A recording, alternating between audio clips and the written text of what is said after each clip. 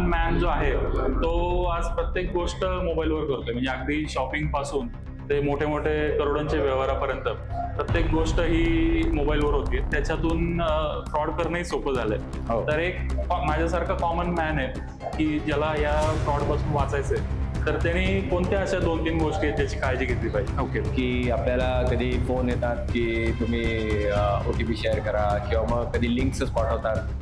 आज आपल्या सोबत cyber security expert Amlesh Mendhekar sir आहेत. पुण्यात 3 दिवसांचा इन्व्हेस्टिगेशन मास्टर क्लास पार पडतोय. Department of technology, Savitribai Phule Pune विद्यापीठ, ट्रान्सिडेंटल टेक्नॉलॉजीज आणि पुनीत बालन ग्रुप यांनी एकत्र येऊन संयुक्तपणे हा उपक्रम राबवलाय. भारतातला हा अशा प्रकारे पहिला इनिशिएटिव्ह आहे. सायबर सिक्युरिटी, सायबर क्राईम हा आता एक खूप कॉमन वर्ड झालेला आहे. ज्या प्रकारे सायबर क्राईम करणारे लोक आर्टिफिशियल इंटेलिजन्सचा वापर करून क्राईम करतायत, त्याच्याही एक पाऊल पुढे जाऊन आपले जे एन्फोर्समेंट एजन्सीज आहेत तेही आर्टिफिशियल इंटेलिजन्सचा वापर करून सायबर फ्रॉडस्टर्सला पकडण्यासाठी आणि सायबर क्राईम रेट कमी करण्यासाठी प्रयत्न करतात. तर एआयचा सायबर सिक्युरिटीमध्ये काय रोल आहे हे सरांकडून आपण आज जाणून घेऊया. सर, काय सांगाल? तर एआयचा रोल दोन्ही साईडनी आहे, म्हणजे अटॅक आणि डिफेन्स या दोन्ही साईडनी एआयचा रोल होतोय. अटॅकर्स आजकाल एआयचा वापर करून एंड टू एंड अटॅक करतात. म्हणजे काही विकनेस त्यात काही सॉफ्टवेअर म्हटलं किंवा काही सिस्टम म्हटलं त्यातलं विकनेस फाइंड करण्यापासून तर ऍक्च्युअल अटॅक करण्यापर्यंत सगळं end to end solution AI मध्ये ऑटोमॅटिक करतो.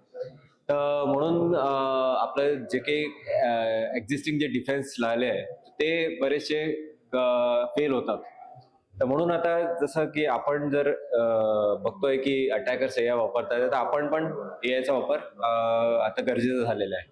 तर आता जे मॉडर्न जे टूल्स आले, जे आपले सिक्युरिटीचे टूल्स, त्यात एआय फीचर्स पण यायला लागलेले आहेत. तर आपल्याला आता काय करावं लागणार की एक्झिस्टिंग टूलला अपग्रेड करावं लागणार किंवा नवीन टूल्स वापरून आपल्याला डिफेन्स पण एआय बेस्ड ज्या अटॅकचे सिग्नेचर्स किंवा आपल्याकडे नसतात, न्यू टाईपचे अटॅक असतात, तर एआय मध्ये ते इझिली ते डिटेक्ट होऊ शकतात आणि त्याच्यामुळे आपण तो अटॅक स्टॉप पण करू शकतो. तर म्हणून आजकाल दोन्ही साईडने जर बघितलं गेलं तर एआयचा वापर करणं आवश्यक झालेलं आहे.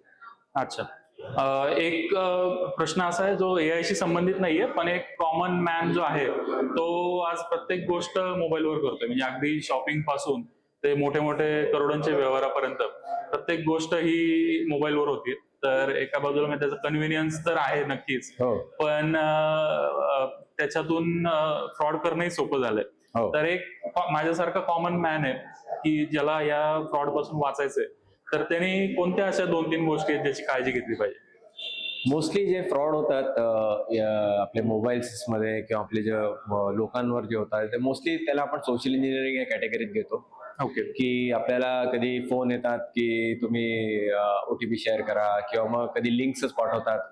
आता ते वेगवेगळ्या प्रकारे होतं की तुम्हाला ईमेल्स पाठवू शकतात किंवा कॉल करून त्याला विशिंग म्हणतो किंवा आजकाल SMS, आजकाल आपण सगळे स्मार्टफोन्स यूज करतो, तर त्यात लिंक्स पण पाठवू शकतो आपण. तर SMSing म्हणतात, स्मिशिंग म्हणतात, हे वेगवेगळे टर्म्स पण यूज होतात आजकाल.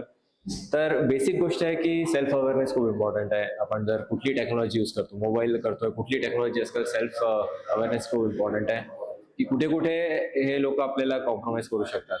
त्याची जर आपण जर जाणीव ठेवली आणि जाणीवपूर्वक जर यूज केला मोबाईल फोनचा, तर बरेचसे अटॅक आपण थांबवू शकतो. कारण हे अल्टिमेटली हे आपण त्यांनी जर म्हटलं हे करा आणि आपण जर केलं तर त्यांना आपला डेटा शेअर होतो किंवा ऍक्सेस मिळतो. तर अल्टिमेटली हे आपलं सेल्फ अवेअरनेस खूप इम्पॉर्टंट आहे आणि त्याच्यानेच 90%, 99% ऑफ द अटॅक्स आपण तसे इझिली स्टॉप पण करू शकतो.